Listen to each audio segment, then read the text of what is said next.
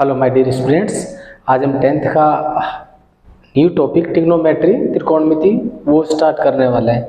Just उसका introduction और किस टाइप के क्वेश्चंस उसमें आते हैं, इंट्रोडक्शन में सारा कुछ क्लियर हो जाएगा और वीडियो को आप अंत तक देखें, बहुत कुछ मिलेगा। और स्किप कर दिया तो आपको कुछ नहीं मिलेगा। ट्रिग्नोमेट्री के क्या फैक्ट होते हैं, किस तरह उसको हम करेंगे, तो इजी तरीके से मैं आपको बताऊंगा, तो समझ में आएगा एक एक चीज़ें। तो प्लीज़ स्किप ना करें और वीडियो को एंड तक देखें। तो सबसे पहले हम ये देखेंगे ट्रिग्नोमेट्री के अंदर ये समकोण त्रिभुज होता है। ये कौन सा त्रिभुज होता है? ये समकोण त्रिभुज। ये 90 डिग्री का हो गया और ये इसमें थीटा हो गया। ये क्या हो गया? कर्ण हो गया। भाई 90 अंश के सामने भुजक कर्ण होती है। ये लंब हो गया, थीटा के सामने भुजक लंब होती है। और ये क्या बच गया यहाँ पे? आधार। क्या बच गया? आधार। तो इस त्रिकोणमिति के अंदर पूरा टॉपिक के अंदर हम यही चीज पढ़ेंगे कि एक समकोण त्रिभुज होगा जिसके में जो 90 अंश के सामने वाली भुजा होगी वो कर्ण होगी और थीटा के सामने वाली भुजा वो लंब होगी और नीचे वो आधार होगा। ठीक है, तो हम देखें इसको हम किस तरह लिखेंगे। तो एल से मैं किसको लिखूंगा यहाँ पे? लंब को। ए से किसको लिखूंगा मैं यहाँ पे? आधार। और के से किसको लिखूंगा मैं यहाँ पे? कर्ण। क्लियर? तो ये चीजें आपके क्लियर होनी चाहिए। ठीक है, अब एक छोटा सा फॉर्मूला बनाते हैं यहाँ पे। L A L upon K ए, के ए। क्लियर? इनको इस तरह हमने, ठीक है ना, और इस पे लिख दिया S C T. S C T. S से क्या बनता है यहाँ पे? एस से बनेगा साइन थीटा। एस से क्या बनेगा? Sine theta. और सी से क्या बनेगा? Cos theta. टी से क्या बनेगा? Tan theta. ठीक है, थीटा क्या है? एंगल को रिप्रेजेंट कर रहा है, उसका एक साइन है, चिन्ह है। तो इस टाइप से हम अब यहां से फॉर्मूला निकालेंगे। देखो, जो साइन थीटा होता है लंब बटा कर्ण होता है। तो साइन थीटा क्या होता है अपना? एल बटा के। देखो साइन थीटा क्या होता है? एल बटा के। और कॉस थीटा क्या होता है? यहां से बताइए, कॉस सी से कॉस थीटा है ए बटा के। ए बटा के। ठीक है, और ये टेन थीटा है। टेन थीटा क्या होता है? एल अपॉन ए। तो टेन थीटा क्या होगा यहां से? एल अपॉन ए। क्लियर? अब इसको देखें, एल से क्या बनता है? लंब। और के से क्या बनता है? कर्ण। लंब बटा कर्ण। कॉस थीटा क्या होता है? ए से क्या बनता है? आधार। अपॉन के से क्या बनता है? कर्ण। आधार बटा कर्ण। टेन थीटा क्या होता है? एल से क्या बनता है? लंब। और ए से क्या बनता है? आधार। तो ये फॉर्मूला आपको समझ में आ गए होंगे। बिल्कुल आसान तरीके से बताया मैंने ये वाले कि साइन थीटा होता है एल अपॉन के। फॉर्मूला ध्यान रख सकते हैं, लाल बटे के ए। L A L upon K A, ऊपर लिख देना science S C T. S से साइन थीटा लंब बटा कर्ण, सी से कॉस थीटा आधार बटा कर्ण, टी से टेन थीटा लंब बटा आधार। वो मैंने लिख भी दिया यहाँ पे। क्लियर? तो ये जैसे अपने ये ट्रिग्नोमेट्री अनुपात होते हैं, ट्रिग्नोमेट्री रेशियोज होते हैं, जैसे sign theta cos theta tan theta, इनके तीन और उल्टे होते हैं। जैसे वो इनके उल्टे क्या होते हैं, वो भी अपोजिट क्या होते हैं वो भी बता देता हूं। साइन थीटा का अपोजिट क्या होता है? Cosec theta. क्या होता है? Cosec theta. तो साइन थीटा हमारा एल अपॉन के है, ये देखा, एल अपॉन के। तो कोसेक थीटा क्या हो जाएगा? के अपॉन एल। इसका जस्ट उल्टा करना है। कॉस थीटा का अपोजिट क्या होता है? Sec theta. अब देखिए कॉस थीटा क्या है अपना? ए बटा के। तो कोसेक थीटा क्या हो जाएगा? के अपॉन ए। और टेन थीटा का अपोजिट क्या होता है? टेन थीटा का अपोजिट होता है कोट थीटा। अब यहां देखेंगे टेन थीटा किसके बराबर है, एल अपॉन ए, तो कोट थीटा क्या हो जाएगा फिर, ए अपॉन एल मीन्स कर्ण अपॉन लंब मीन्स कर्ण अपॉन आधार, आधार अपॉन लंब। अब ये आपके ये वाला फॉर्मूला निकाल लिया हमने, ये वाले फॉर्मूला देखिए, देखो sign theta, cos theta, tan theta, ये तीन ये फॉर्मूल हो गए, कोसेक थीटा, सेक थीटा और टेन थीटा, कोट थीटा, इनके तीन फॉर्मूल हो गए। तो हमारे 6 ही तो ट्रिग्नोमेट्री रेशियोज होते हैं, sine theta, cos theta, tan theta, cosec theta, sec theta और कोट थीटा, ये 6 रेशियोज होते हैं अपने। तो इस टाइप से कोई क्वेश्चन, ये इसकी बेसिक चीजें हैं जो 100% आपको आनी चाहिए। अब हम इसको लेते हैं, देखो इस टाइप से मान लेते हैं इसका, ये 13 का है, ये 5 का है और ये 12 का है। यहाँ देख पा रहे हैं जो लंब है वो कितना है 12, आधार कितना है 5 और कर्ण कितना है 13। ठीक है, इनका नाम दे दिया ए, ये ट्रायंगल का नाम दे दिया ए बी और सी। ठीक है, अब हम वैल्यूज निकालते हैं इनकी। देखो 6 की वैल्यूज कैसे निकालेंगे, थोड़ी सी देर में निकाल लेंगे इनका बिल्कुल इजी तरीके से। यहां से चलते हैं अब हम, साइन थीटा क्या होता है बताइए, साइन थीटा फॉर्मूला से बताइए, साइन थीटा क्या होता है। देख एल अपॉन के, रटने की कोई जरूरत नहीं है, एल अपॉन के। लंब कितना है, ये साइन थीटा, ये साइन सी निकाल रहा हूं मैं, क्या निकालूंगा यहाँ साइन सी। ठीक है, तो सी है तो सी के सामने भुजा लंबी होगी सी, ये एंगल है, ध्यान रखने वाली चीज है, जो एंगल होगा यहाँ साइन सी, तो सी के सामने वाली जो भुजा होगी वो लंब होगी, ये ध्यान रखना है हर क्वेश्चन में ऐसे ही। जैसे मैंने लिख दिया यहाँ साइन बी, तो इट मीन जो बी के सामने वाली भुजा होगी वो क्या होगी, वो लंब होगी। ठीक है ना, ऐसे लिख दिया मैंने साइन डी लिख दिया, कुछ भी लिख दिया तो इसके सामने भुजा लंब होगी, ये ध्यान रखना आपको बेसिकली, और कुछ ध्यान नहीं रखना, ये चीज ध्यान देनी है।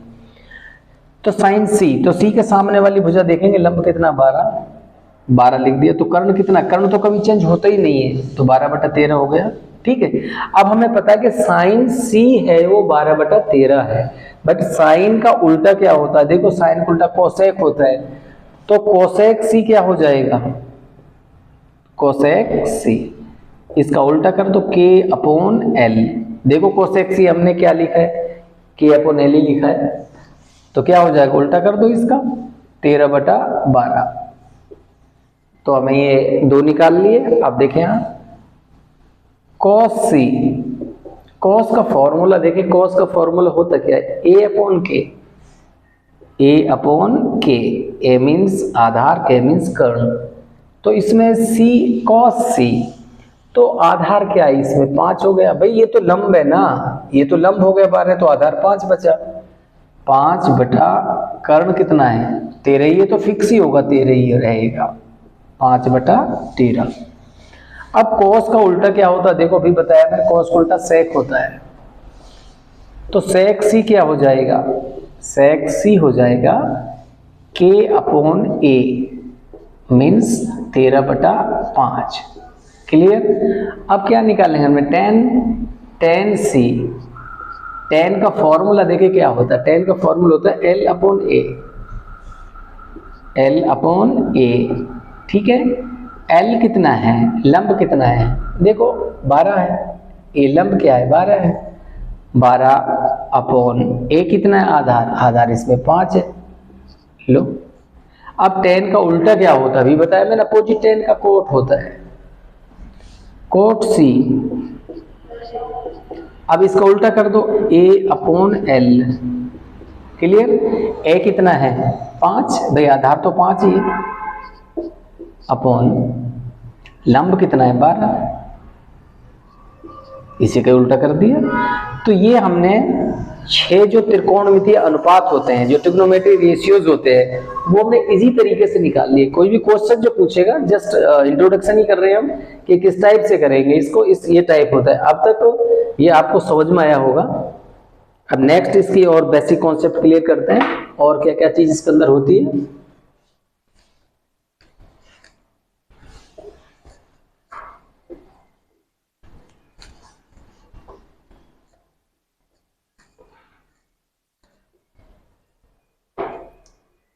सबसे पहले इसमें इंपॉर्टेंट चीज जो है वो मेन ये है, एक चीज पर ध्यान देना,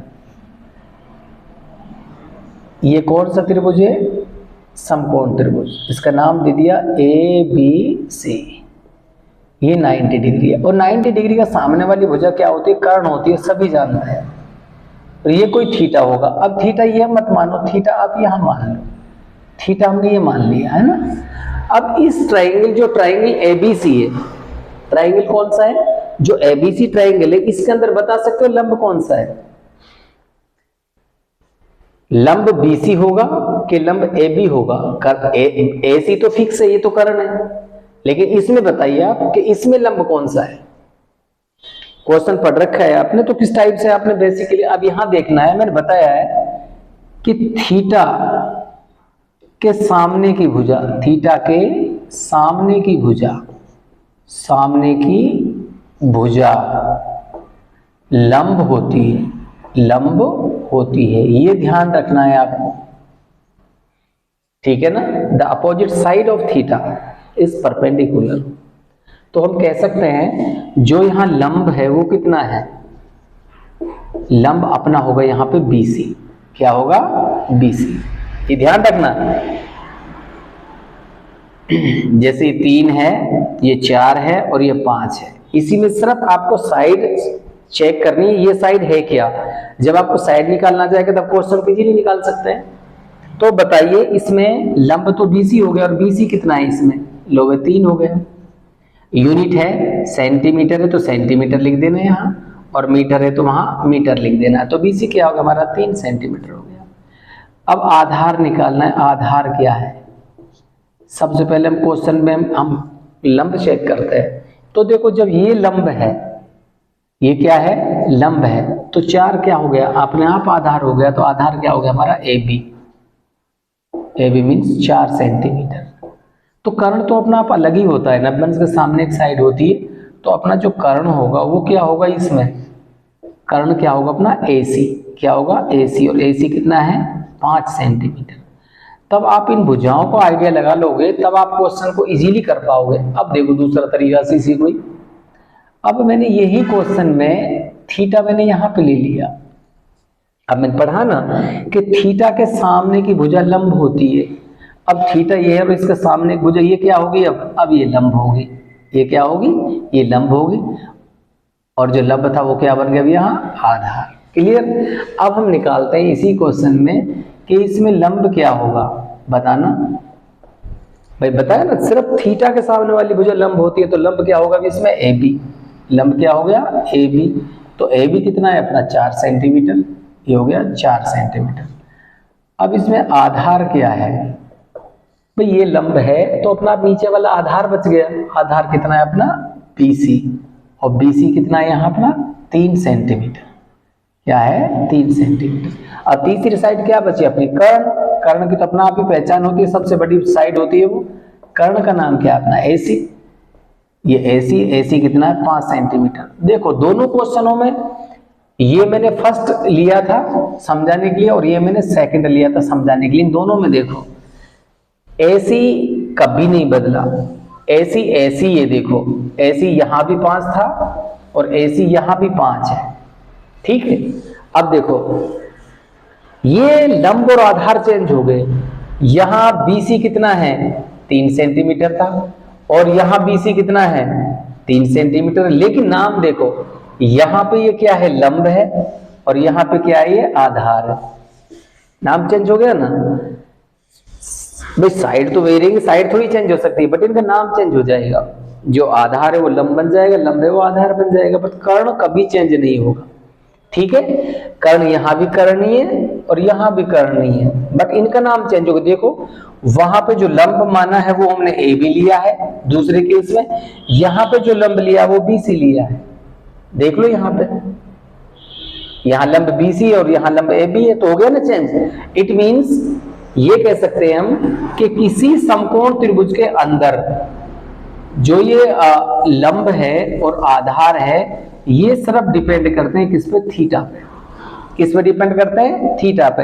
यदि थीटा हम यहां मानते हैं तो लंब अपना ये हो जाएगा, और थीटा हम यहां मानते हैं तो लंब फिर ये हो जाएगा।